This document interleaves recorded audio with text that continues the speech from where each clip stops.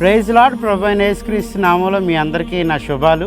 ఒకసారి దైవజనులు John Wesley గారిని మేము కలిసినప్పుడు డిసెంబర్ 31వ తారీఖున జరిగే ప్రార్థన విశేషాలు మాతో చెప్తూ మరి ప్రార్థన ముగిశాక మరి వచ్చిన వారందరికీ ప్రార్థనలు చేసి తర్వాత ఆయన గదిలోకి వెళ్ళి 3 గంటల నుండి 6 గంటల వరకు ప్రార్థన చేస్తానని చెప్పినప్పుడు ఎంత విరామం లేకుండా ఉండే సేవకుడు మరి 3 గంటలు ప్రార్థన చేయడమా అని ఆశ్చర్యపోతూ అనుకున్నాను.